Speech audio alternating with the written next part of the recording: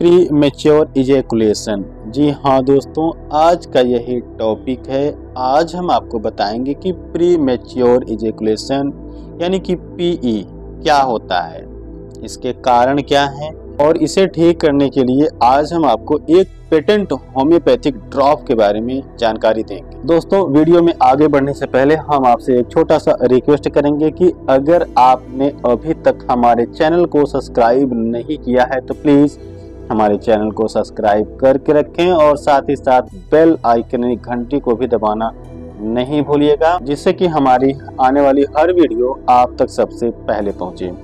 तो चलिए शुरू करते हैं। नमस्कार दोस्तों, मैं डॉक्टर सिद्धार्थ और आपका हमारे इस चैनल में बहुत बहुत स्वागत है। दोस्तों, पीई यानी कि प्री मैच्योर इजैकुलेशन क्या होता है, सबसे पहले हम आपको ये बताते हैं। समय से पहले डिस्चार्ज हो जाना, इरेक्टाइल डिसफंक्शन का होना, इसी को प्री मैच्योर इजैकुलेशन कहते हैं। दोस्तों, अब हम आपको बताते हैं कि प्री मैच्योर इजैकुलेशन यानी कि पीई के रीज़न यानी कि कारण क्या हैं, वो कौन से कारण हैं कि जिसकी वजह से आपको प्री मैच्योर इजैकुलेशन हो सकता है या हो जाता है।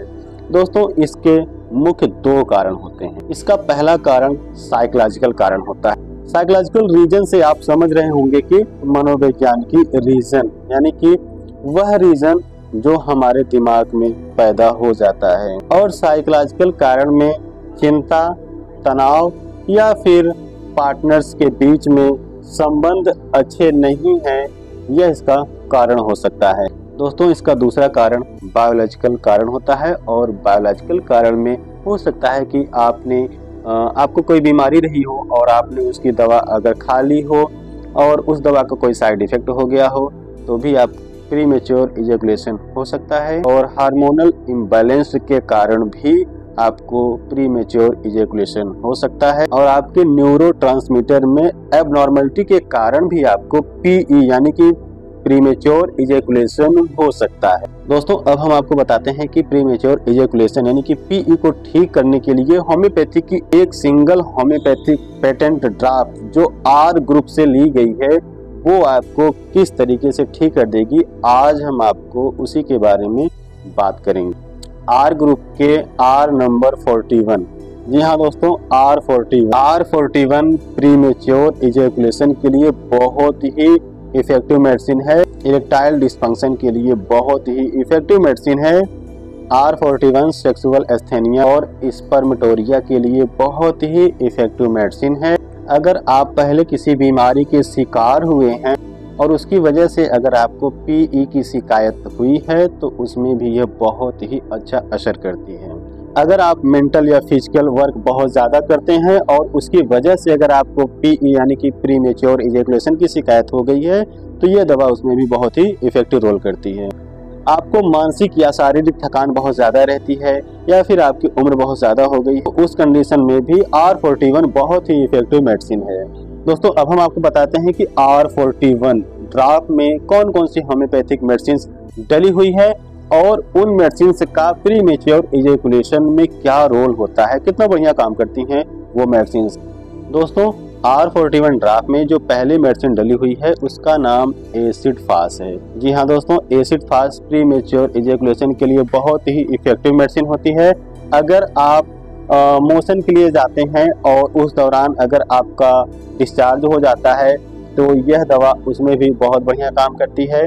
अगर आप अपने पार्टनर के साथ होते हैं और आपके प्राइवेट पार्ट में इरेक्शन नहीं रहता है तो उस कंडीशन में भी यह मेडिसिन बहुत ही बढ़िया असर करती है। अगर आपकी सेक्सुअल डिजायर कम हो गई है और आपके टेस्टिस अगर फूले हुए हैं, सूजे हुए, तो उस कंडीशन में भी एसिड फास बहुत बढ़िया काम करती है। अगर आपके पेनिस के टिप पॉइंट पर स्वेलिंग रहती है तो एसिड फास बहुत बढ़िया काम करती है। और अगर आपके जेनिटल पार्ट्स पे दाद हो गए तो उसमें भी एसिड फास बहुत बढ़िया असर करती है। दोस्तों, R41 ड्राफ्ट में जो दूसरी मेडिसिन डली हुई है उसका नाम एग्नेस कास्ट है। जी हाँ दोस्तों, एग्नेस कास्ट बहुत ही इफेक्टिव मेंस यानी पुरुषों के लिए बहुत ही इफेक्टिव मेडिसिन होती है। अगर आपको नामर्दगी है और आपके पेनिस से अगर पीले रंग का डिस्चार्ज होता है और इरेक्शन बिल्कुल भी नहीं रहता है, उस कंडीशन में भी एग्नेस कास्ट बहुत ही इफेक्टिव मेडिसिन। दोस्तों अगर आपके प्राइवेट पार्ट्स बिल्कुल ढीले पड़ गए हैं, इरेक्शन बिल्कुल रहता ही नहीं है, तो उस कंडीशन में भी एग्नेस कास्ट बहुत ही बढ़िया असर करती है। दोस्तों R41 ड्राप में एग्नेस कास्ट भी डली हुई है। दोस्तों R41 ड्राप में जो तीसरी मेडिसिन डली हुई है उसका नाम चाइना है, और चाइना हमारे शारीरिक और मानसिक दोनों तरह की कमजोरियों के लिए बहुत ही इफेक्टिव मेडिसिन होती है। अगर आपको शारीरिक या मानसिक कमजोरी की वजह से प्रीमेच्योर इजैकुलेशन या इरेक्टाइल डिसफंक्शन है तो चाइना बहुत ही इफेक्टिव मेडिसिन है, और R41 ड्राप में चाइना डली हुई है। दोस्तों R41 ड्राप में जो चौथी मेडिसिन डली हुई है उसका नाम कोनियम है, और कोनियम इरेक्टाइल डिसफंक्शन के लिए, प्रीमेच्योर इजैकुलेशन के लिए बहुत ही इफेक्टिव मेडिसिन है। यह आपकी शक्ति को भी बढ़ाती है, आपके डिजायर को बढ़ाती है, और अगर आपके टेस्टिस में स्वेलिंग है, वो बिल्कुल हार्ड हो गए हैं, तो वहां पर भी ये बहुत बढ़िया असर करती है। इसलिए R41 ड्राप में कोनियम डली हुई है।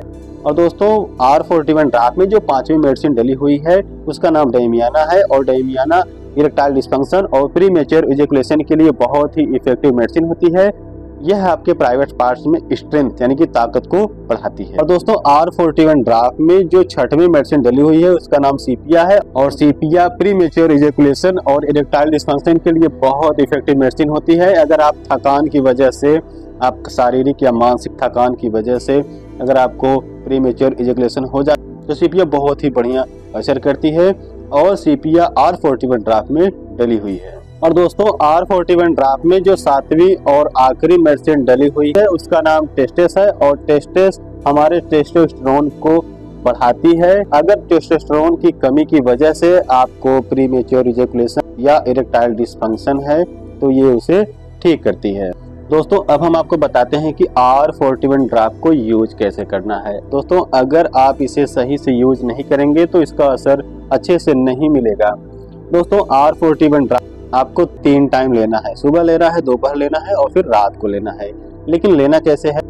दोस्तों सुबह ब्रेकफास्ट करने से आधे घंटे पहले आपको 15 बूंद R41 ड्राप आधे कप पानी में डाल करके पीना है, और दोपहर लंच करने से आधे घंटे पहले 15 बूंद आधे कप पानी में डाल करके पीना है, और इसी तरह से रात को भी खाना खाने से पहले 15 बूंद R41 ड्राप को आधे कप पानी में डाल करके पीना है। दोस्तों ये हो गया इसका पीने का सही तरीका। दोस्तों अब हम आपको अपना ओपिनियन देते हैं। दोस्तों हम आपको बताते हैं कि हम अपनी क्लिनिक में R41 ड्राप को कितना यूज करते हैं। मैं अपनी क्लिनिक में इरेक्टाइल डिसफंक्शन या प्रीमेच्योर इजैकुलेशन के जो पेशेंट्स आते हैं उन्हें हम R41 का ड्राप देते ही देते हैं, और दोस्तों इसका जो असर है वह 70 to 75% मरीजों के ऊपर पॉजिटिव आता है। प्रीमेच्योर इजैकुलेशन के लिए यह बहुत ही इफेक्टिव मेडिसिन है। दोस्तों हमारा यह वीडियो आपको कैसा लगा हमें कमेंट करके जरूर बताइएगा। साथ ही साथ अगर आप हमारे चैनल पर नए हैं तो हमारे चैनल को सब्सक्राइब करना बिल्कुल भी नहीं भूलिएगा, और बेल आइकन को ऑल पर क्लिक कर दीजिएगा। दोस्तों आज के लिए बस इतना ही, मिलते हैं किसी और वीडियो में, तब तक के लिए दोस्तों thank you so much and goodbye, have a nice day.